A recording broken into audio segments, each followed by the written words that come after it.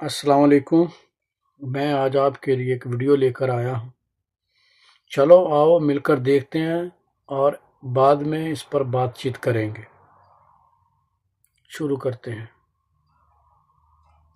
एक ऐसी कौम जिनके लिए भूख सिर्फ एक लफ्ज था, जिनके शहर में तंगी का कोई तसव्वुर ही नहीं था, जहां सोना मिट्टी की तरह था और पानी रहमत की तरह बहता था। फिर सोचिए, सिर्फ एक छोटा सा चूहा और मारीब का अजीम बंद अपनी लिखी हुई तकदीर से जा मिला। ना फौज का हमला, ना जल्जला, ना आसमानी बिजली, बस अल्लाह का एक हुक्म और एक रात, और दुनिया की सबसे अमीर सल्तनत जमीन के नीचे दफन। ये वो वाकया है जिसका जिक्र अल्लाह ने खुद कुरान में किया। ये है कौमे सबा, जन्नत से जहन्नम तक का सफर। और यकीन मानिए, जो आगे आने वाला है वो आपको अंदर तक हिला देगा। कौमे सबा अरब के जुनूबी हिस्से में आज के यमन के इलाके में आबाद थी, लेकिन ये कोई आम कौम नहीं थी। ये दुनिया की सबसे ज्यादा खुशहाल कौम थी। इनकी जमीन जरखेज थी, हवा नरम थी और बारिश बिल्कुल मीजान के साथ होती थी। मगर इनकी असल ताकत, इनका सबसे बड़ा राज मरीब का अजीम बंद। ये डैम इतना अजीम था कि इसके जरिए दोनों जानिब फैले हुए बागों को पानी मिलता था। फल इतने ज्यादा कि मुसाफिर जब वहां से गुजरता तो भूख का एहसास ही नहीं होता। कुरान इस मंजर को खुद बयान करता है। सबा के लिए उनके रहने की जगह पर एक निशानी थी, दाएं और बाएं दो बाग। और फिर अल्लाह फरमाता है, अपने रब का रिज़्क खाओ और उसका शुक्र अदा करो। यह सिर्फ दौलत नहीं थी, यह अल्लाह की रहमत का निजाम था। इस महीने मछलियों का शिकार बहुत अच्छा हुआ है।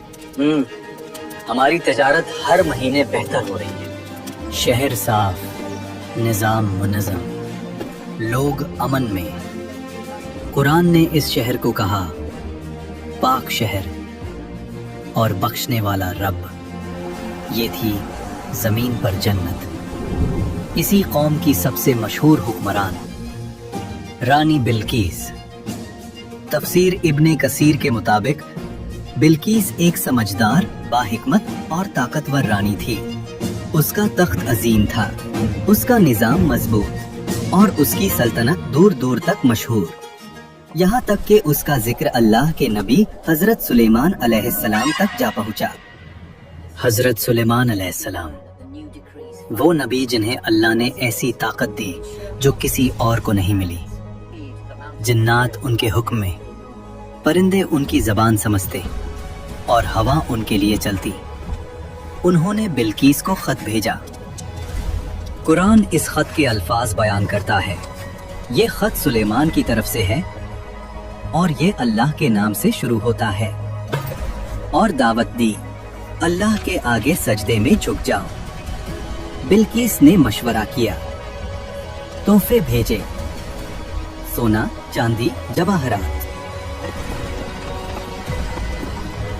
मगर सुलेमान अलैहिस्सलाम ने सब वापस कर दिया और फरमाया, जो अल्लाह ने मुझे अता किया है वो तुम्हारी दौलत से कहीं बेहतर है। यहाँ बिल्किस समझ गई कि ये कोई आम बादशाह नहीं, ये अल्लाह का नबी है। फिर वो खुद सुलेमान अलैहिस्सलाम के पास आई और जब शीशे के महल में दाखिल हुई तो पानी समझकर अपना लिबास उठाया। तब हकीकत खुली। उस वक्त बिल्कीस ने कहा, परवरदिगार, मैं गलत थी, अब मैं अल्लाह पर ईमान लाती हूँ। और तफसीर इब्ने कसीर के मुताबिक बिल्कीस के बाद कौमे सबा ने भी इस्लाम कबूल कर लिया। ये था सबा का रूहानी और दुनियावी उरूज। मगर वक्त हमेशा एक जैसा नहीं रहता। बिल्कीस का दौर खत्म हुआ, नस्लें बदली, हुक्मरान बदले और वक्त के साथ शुक्र की जगह हुरूर ने ले ली। ये बाग हमने बनाए, ये बंद हमने खुद खड़ा किया। ये दौलत हमारी अकल का नतीजा है। अल्लाह का जिक्र कम होता गया और अपनी ताकत का नशा बढ़ता गया। अल्लाह ने उन्हें तंबीह दी, नबी भेजे, मगर उन्होंने मजाक उड़ाया। नबियों ने उनसे कहा, ये बाग तुम्हारी अकल का कमाल नहीं, ये रब की रहमत है। अगर तुमने शुक्र छोड़ दिया तो ये रहमत तुम पर बोझ बन जाएगी। लेकिन कौम सबा हंस देती। वो जवाब देते, तुम हमें डरा रहे हो? देखो हमारा मारक बंद पहाड़ों की तरह मजबूत, क्या तुम्हारा रब उसे भी गिरा सकता है? नबी फिर कहते, अल्लाह जब पकड़ करता है तो वजह बड़ी नहीं होती, सिर्फ उसका हुक्म काफी होता है। मगर कौम के चेहरों पर सिर्फ घमंड होता। अगर अजाब आना होता तो कब का आ चुका होता। हमारी सल्तनत महफूज है, हमारा बंद लाजवाल है, हमें कोई तबाह नहीं कर सकता। साल गुजरते रहे। अल्लाह के नबी ने बार बार समझाया, रहमत कहर बनने से पहले सुधर जाओ, मगर उनके दिल पत्थर ही रहे। हमारी बराबरी करने चला है, इसकी औकात ही क्या है? नबी पुकारते रहे, बंद से नहीं, अल्लाह से डरो, हमें अजाब से डराना बंद करो, हम अपनी ताकत और दौलत से उसे रोक देंगे। और यहीं से उनके जवाल का फैसला हो चुका था। कुरान यहाँ एक ऐसी बात बताता है जो अकल को हिलाकर रख देती है। अल्लाह फरमाता है, तो जब उन्होंने पीठ फेरी, हमने उन पर बंद तोड़ देने वाला सैलाब भेज दिया। रिवायतों के मुताबिक मरीब डैम की बुनियाद में चूहों ने सुराख करना शुरू किया। लोग देखते रहे, मगर घमंड में अंधे थे। यह बंद हमारी ताकत की निशानी है, ये चूहे इसका कुछ नहीं बिगाड़ सकते। फिर वो रात आई, लोग सो रहे थे, शहर खामोश था और मरीब डैम आखिरी सांस ले रहा था। पहले एक आवाज आई, फिर दूसरी, और अचानक बंद टूट गया।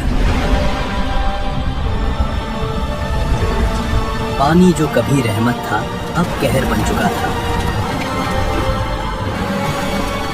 लोग चीखने लगे। कोई बोला, बंद तो मजबूत था, खुदा के लिए भागो। मगर भागने का कोई रास्ता नहीं था। कुरान के अल्फाज हैं, फिर हमने उन पर बंद तोड़ देने वाला सैलाब भेज दिया। नबी की आवाज गूंजती रही, ये वही है जिससे तुम इनकार करते रहे। या अल्लाह, हमें बचा ले, हमसे गलती हो गई, मेरी मदद करो।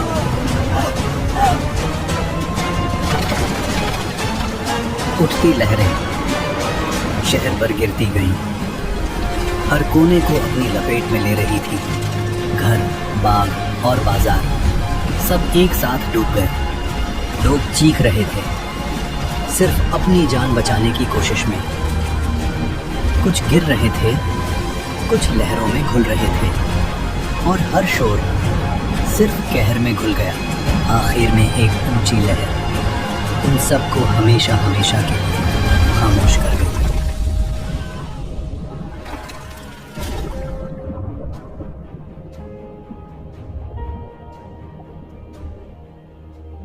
और फिर जो जमीन जन्नत थी वो वीराना बन गई।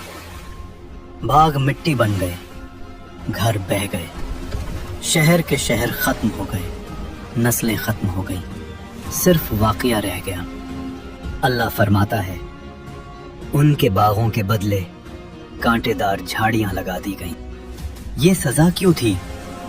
कुरान खुद जवाब देता है, ये सजा इसलिए थी कि उन्होंने नाशुक्री की।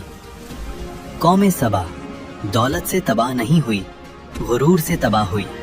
उनका जुर्म ये नहीं था कि वो अमीर थे, उनका जुर्म ये था कि वो शुक्र भूल गए। और इन मामूली लोगों को देखकर हंसी आती है।